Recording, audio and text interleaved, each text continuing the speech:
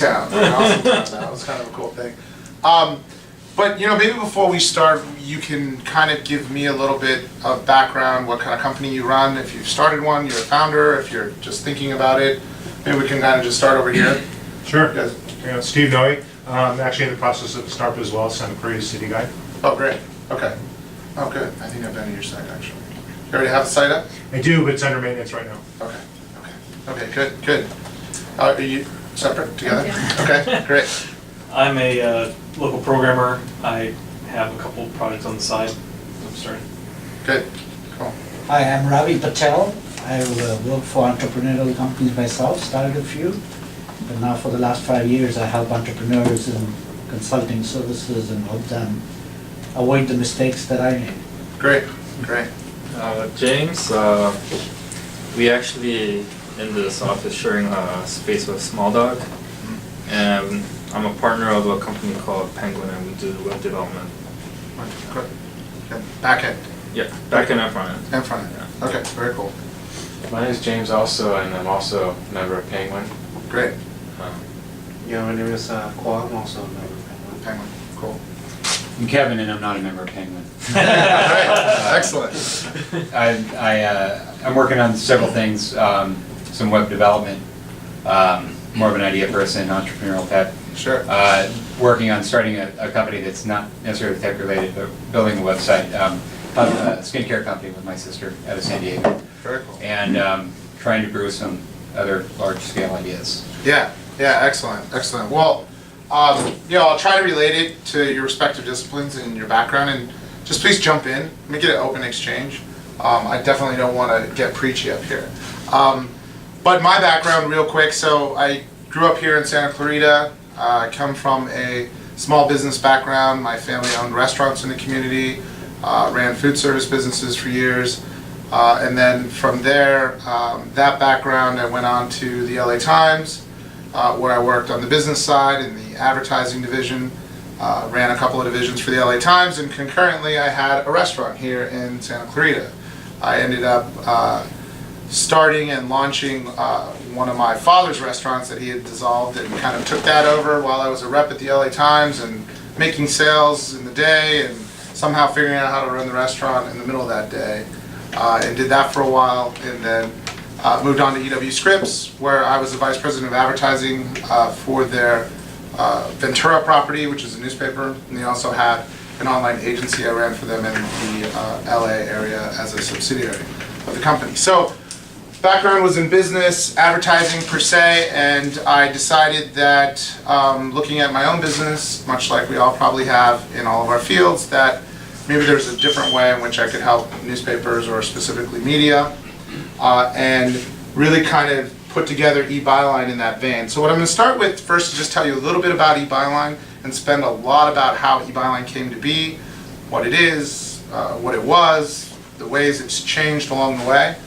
But in short, what I realized working inside of the industry was that there was a problem, and that was that producing quality content's expensive. And so for legacy media operations, this was a very large pain point. And I thought, well, what if we could create a content exchange that created an easy way for buyers and sellers to communicate?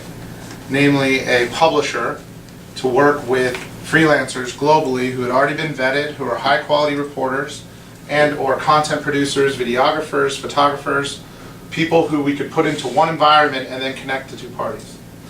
And so this today is what we are, and then I'll kind of take you through the history. So in short, eByline is a content company, and what we do is we connect publishers from any industry with a database of vetted freelancers globally who are quality professionals in their respective skills: photography, videography, infographics, you name it. And so you take that and you add a suite of workflow tools, which is what we built, in which the technology that we developed from day one is a suite of workflow tools that allows this connectivity to happen quickly, easily, user-friendly, all the buzzwords, right? It's turnkey. But that is the point of eByline. It was to say, hey, I need somebody to create a piece for me on X, Y, and Z. I'm going to go into this environment. I'm going to look at the profiles of these individuals. I know they've been vetted and reviewed, and I'm going to hire them on the spot. And our system takes care of the asset transfer back and forth, the payments to the freelancer, the 1099s to the freelancer after the fact. It does all the management of the detail in between. So really 3 areas we focus our business on. So what that leads us to, in the way that, as with any startup, you start in one direction with media, for example in our case, and now you start moving into brands. And we have people like Intel who came to us and said, hey, I need high quality content too, because content marketing is a very big piece of what I need to do to engage with my consumers. So I have a social graph, this is Intel speaking, I have a social graph of 7.5 million people plus. What am I going to do with them? I'm going to build a blog around topics and affinities that are appealing to people who buy Intel products. So what is that? It turned out to be entertainment content, travel content, gaming content, of course, and tech news, right? So they came to us to find professionals to produce content for those verticals. So they have one part where they curate and one part where they produce original high quality work, and they use us and the journalists in our system to power that effort. Same goes with any of the logos down below. Diners Club, for example, said, hey, we'd like gourmet dining reviews across 13 different countries, and can you help us? And we said, sure. So we recruited journalists and vetted those in those respective areas, and we produce gourmet dining reviews in Paris, South Africa, across Croatia, and different areas around the world, because the technology is already there to leverage it, right? So we were able to expand that way from what started as a very narrow focus with media, has quickly now, over the last few years, expanded to a much broader use case. So here's a logo soup of some of the people we work with. We work with over 500 publishers. We processed over 350,000 projects through our system last year, which is really just a testament to the fact that we can scale, we can grow quickly, and we can satisfy a variety of needs, right? So how do we get there? And what happens in that process? So does everybody know what this is? The flux capacitor? I did something similar to a group of early 20s, and there was crickets in the room. Nobody knew what the flux capacitor was, and I was getting scared. I was like, I thought it was like legendary. I thought it was like Star Wars. I thought everybody knew what this was. So I kind of look at eByline kind of in that vein, right? So if we all remember Back to the Future, you hit your head on the toilet seat and you come up with this drawing of the flux capacitor, right? It's kind of like, it's kind of how we all have gotten to that point where you have a good idea and you think, all right, this is the winner. But the idea is not the flux capacitor. The idea is that piece of paper that you wrote on, right? And there's just so much after the idea that I wanted to share kind of what we did in a few parts. You know, we'll go through garage mode, and literally it was in my garage in Saugus, not too far from here, where you know, during this process, when I had the idea initially, I went to a friend of mine who I had met at the LA Times, who became my co-founder. His name is Alan, and Alan and I bounced off these ideas together and really evolved it to what it is. And so we, the two of us, were in my garage during this time. So this starts now, the two of us in garage mode. So a couple of things that happen in garage mode that are important.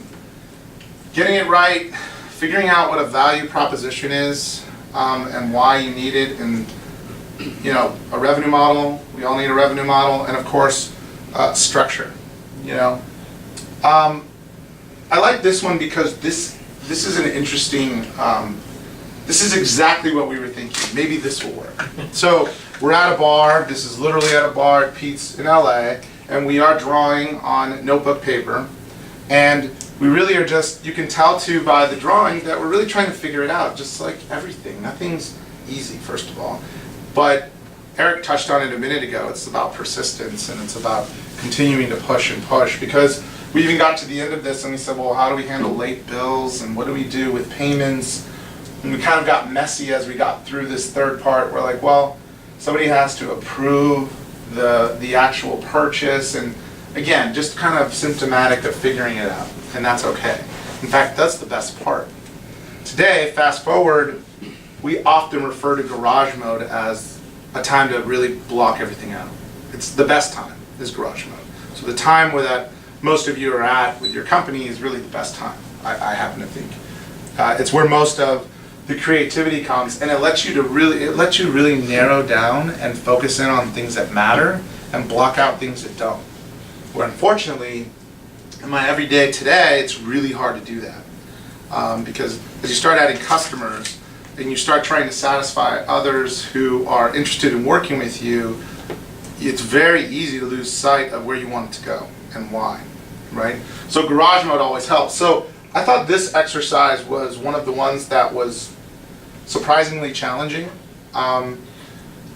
What do we do again? Basically, this is kind of chronological, right? So we were drawing things down, and let's call it a couple weeks in, and then we got to a point where it's like, what are we doing again? What exactly is it that we're doing? Well, to really break it down, and you have to look at how am I making a difference? How am I changing what's already there? And you kind of look at those blue words there. If you fill your company and you fill in those brackets with your own solution, I think it really helps define what you do, right? So our company, in this case, eByline, provides a content solution by connecting publishers from any industry with high quality content producers. And then we go into the platform and how unique it is, right? So, seems simple, but it really does help to go back to it and say what you're doing. So revenue model. Here's a great one. This is an early slide that was a bunch of bubbles of confusion, right? And it was like, oh, great. So at the end, all you needed to see was this. There's $10 an article. That's going to be our revenue model. Well, guess what? That's not our revenue model. Revenue model is an 8% transaction fee, which changed between garage mode and go-to-market. We went from $10 to an 8%, a percentage transaction. Lots of reasons for it. Namely, in our case, it scales better. Seems simple, right? A percentage goes up and down pretty well. Flat rate, you lose out on the big customers, right? So that, for some reason, took months to figure out. I don't know why. It seems so simple now, but it took months of modeling and trying to figure it out. So garage mode is about doing a bunch of things in parallel, and it should be fun and exciting and should be energy towards it. Because if you don't have the energy towards it, you're not going to get through it, because this is just the beginning, right? And there's a lot of other steps. It's not too hard to overcome. It's not what a lot of people will say. It's the impossible mission. People will really, I think they'll over-dramatize it because it's hard. And anything that's hard, you want to over-dramatize it. If you finish a Ironman race, I would dramatize that as the most amazing thing ever, right? And it's okay. It's really okay. So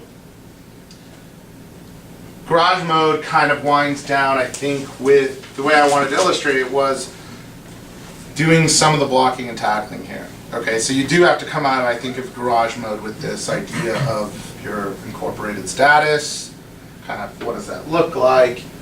I'll tell you one thing that was funny here is I have a good friend of mine who went to law school and graduated with some pretty high-profile attorneys and worked at a big firm in Beverly Hills, and he says, don't worry, I'll get you the best attorney to give you the counsel here, and he's not gonna really charge you anything, it's just gonna be a consult. And I said, okay.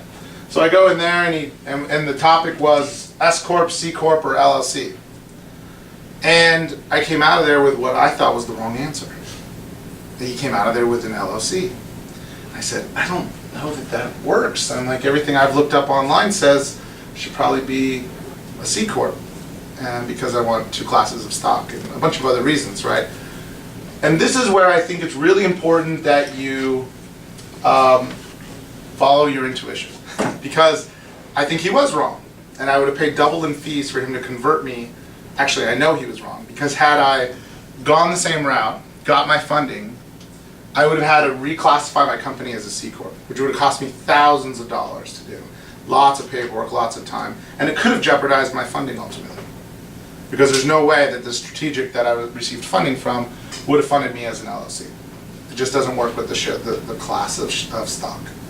But none of us probably know that in here, or need to know that, you think, until you get there. And so this is another thing about look stuff up. Google's everyone's friend. It's golden, right? you have to know what to trust and not to, but follow your intuition. In this case, I said, he was a good friend of mine. I said, I think your guy's not, I don't think he's right. He's like, well, all right. Well, let's find someone else. And I go, okay. And we found someone else, and they proved the theory that that was not the best course. So follow your intuition is really the lesson here. I think the convertible note structure, does everybody know what a convertible note is? Okay, so I think I didn't know what it was until I started this. Having been in business at a corporate level, I don't come across convertible notes. I wasn't in M&A, so I had to kind of learn it, right? So as you go through structures and things, you kind of have to learn it. But who cares? Google it. Pull down Harvard Business Review. Read everything you can. That's all I did. That's all my business partner did. And does it matter? Yes, it does matter. Everything matters. That's the weird part, I think, about the startup space, is that every single thing matters. Still matters today. Sometimes it drives me crazy, but everything matters. There's little things eventually with scale that you can avoid, but for the most part, especially early on, everything matters. Any questions so far on kind of garage mode in general? Thoughts? Anything there? Kind of keep going. Just trying to give you anecdotally kind of what I saw and what I went through. Anybody at the stage of kind of building a prototype? Are you kind of at that, or if you already, are you doing your dev in-house, or did you outsource? You are? You do it yourself? Or you, Some of it. yeah, okay. This was an interesting dilemma for us, was to try to find somebody in-house. Well, first of all, neither one of the founders were programmers. We had done remedial code, but we're not developers by trade. That kind of poses a problem, right? So it's like, well, we're not going to code it, so what do we do? And now we get into wireframes and the good, bad, and ugly. I'll kind of share that with you. So, can anybody name these two locations?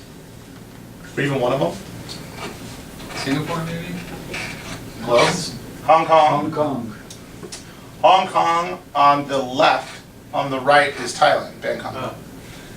And I put these shots here because that's where our system was built. Hong Kong was the prototype. Well, post HTML. Fine, we built an HTML model, that doesn't count. But like a real working prototype that we went to market with. And then Thailand is where our dev team is today. Half of them are in Thailand, half of them are here. Very unique story here though, right? So it's not typical. So when we were looking at dev, we talked to friends and they said, hey, well, you could outsource to Argentina. There's all these places that offer outsource. I'm sure you guys are even more familiar with them than I am. And I said, but how am I going to control this? Like, it was a natural instinct. Like, who am I going to talk to? And then my friend said, well, do you read code anyway? And I'm like, no, I don't go by every line. That's a good point. I said, but who's going to check them? How do I know that they're doing what I ask them to do? And he's like, well, you got to have a CTO to fly out there. And my business partner he knows how to program. He's just not a line-by-line coder. He's got more aptitude than I do in it. And he said, well, I could go out and visit, I guess, but still, he had the same gap. It's like, really? What are we going to do? We happened to meet somebody here who we knew, who had worked for Fox and had done a bunch of work on the dev side, who said, hey, I've got a friend who's in Hong Kong, who happened to work for Fox's China division that had dissolved and has a bunch of freelance developers. She can help you. And so we said, well, it's good. It's a friend of a friend. We might as well. So we rolled the dice. We went. They built our prototype. And then our friend here in the US took it over after that. And then within the first 8 months of our company, said, you know what, guys? I'm going to move to Thailand. He's an American, does not speak Thai. We have no idea why he wanted to go to Thailand. And he says, I'm going to Thailand, and I'm going to start. I'm going to teach myself Thai. I'm going to start a shop there, and I'm going to do all your dev at a fraction of the cost. I'm going to hire a bunch of kids from this great engineering school in Bangkok. And we said, you're going to teach yourself Thai? We know you're a smart guy, but really? And then we had seen him. He's he's kind of a mad scientist. He's a pretty amazing character. So, he had a D1 scholarship for football at Michigan. He ended up working for NASA. It's one of those guys that you just don't come across every day. So we're like, well, okay, I guess. What are we going to say? No? And he goes to Thailand and we have no help. And we said, sure, go. And he went, and he taught himself Thai, and he maintained the platform, and he grew the platform, and now we have a team in Thailand, and he has business. That's a amazing business where he has a waiting list of people who want to work with him because he has this great team that he's taught. So, good story there, not normal, but I could have never foreseen that coming. And that's how I think most of the startup space has been for us. A lot of unforeseen occurrences, a lot of things just happen. And hopefully for the best. They're not always great, but in this case it worked out really well. And so they're still there now. Wireframes. Has everybody done wireframes in here before? Has anybody outsourced wireframes? Okay. Maybe this was just me, but I thought, why am I going to do all that work? I would just hire someone to do it, and I'll, trade equity or something. And so wireframes in general are just a blueprint of what you want the developers to build. So I thought we could, and I had a friend from LATimes.com who I worked with for years. And I said, well, we'll have him do it. And he was doing it, and it's not the idea of doing the wireframe that was complicated or complex, but he couldn't read my mind. He didn't know exactly what features I wanted, and I would have to create this huge narrative to transmit it correctly.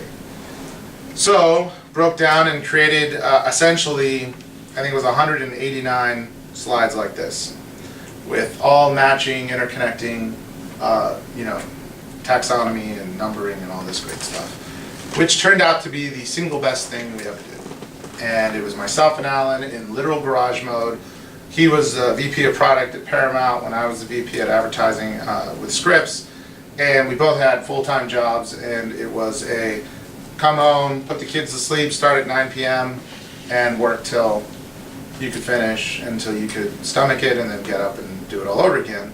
And it was the best thing we could do because we had to talk about features that were everything from where does the login button go to what happens when you get a 404 error. What should that screen actually say? Which I thought was really interesting. Didn't know we had to get into that many weeds. So, learning curve there, but lots of fun.